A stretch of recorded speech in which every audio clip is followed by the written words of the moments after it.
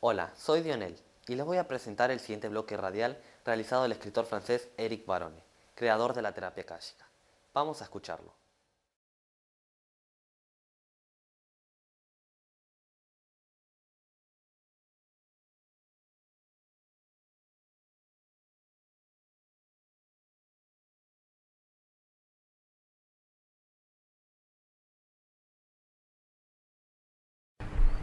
Durante muchos años nos hemos interesado en los problemas del cuerpo.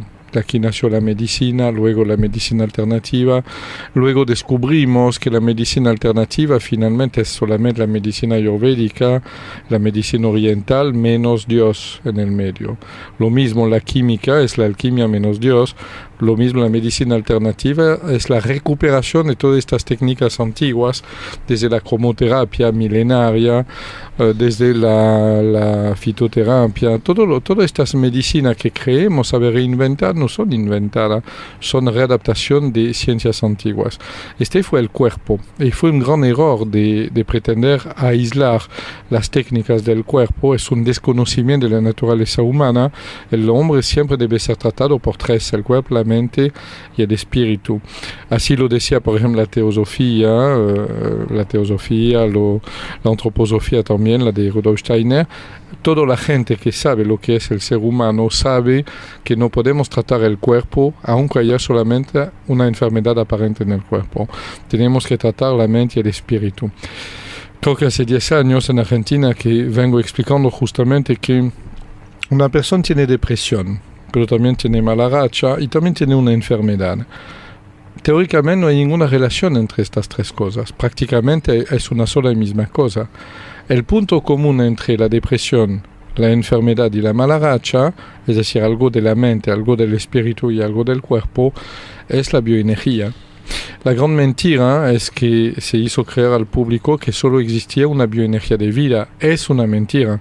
Hay dos bioenergías, una bioenergía de vida y una bioenergía de muerte. Son energías de polaridad contraria. Una aporta la muerte, que es indispensable. Si la célula no moriría en 8 años, no nacería, no se podría reproducir. El hombre sería algo que iría creciendo como un cáncer enorme, la Tierra estaría cubierta de cánceres y la humanidad hubiera muerto. Es decir, que la eternidad celular no se puede por la culpa y gracias a la energía de muerte.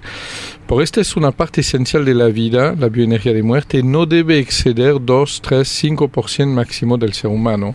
Que haya un tumor canceroso, una depresión, una mala racha, y ya saltó a 50, 60, 70.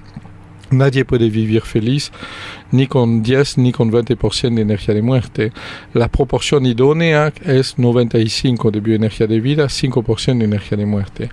A lo largo de este taller uno aprende sin ninguna preparación anterior. Yo repito, un médico, un psicólogo o Doña Rosa aprovecharán de modo igual la sabiduría de este taller de 6 meses en realidad. Uno aprende a detectar cuando tiene energía de muerte, uno aprende a correrla porque va a aprender que la energía de muerte no se puede disolver, no se puede transmutar, no se puede aniquilar, es eterna igual que la bioenergía de vida.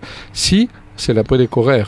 Es decir, se puede hacer un vacío y reemplazarla por una bioenergía de vida, en realidad. A lo largo de este taller uno va a aprender para uso personal, para uso familiar o para uso sobre pacientes a manipular toda la bioenergía de vida. Es decir, cuando uno toma el control de la bioenergía, a la vez puede actuar adentro del cuerpo, adentro de la mente, adentro del espíritu. Y este es un conocimiento que no debe ser velado, es un conocimiento que fue secreto muchos siglos, pero que en la era moderna debe ser del dominio común, del dominio público en realidad. No, nadie más debería desconocer las reglas de la bioenergía, nadie más debería ignorar que el mayor competidor de una industria farmacéutica no es la industria extranjera, sino las verdulerías. Que en una farmacia se vende bioquímica para el cuerpo, mientras que en la verdulería de enfrente se vende bioenergía para el resto del ser humano.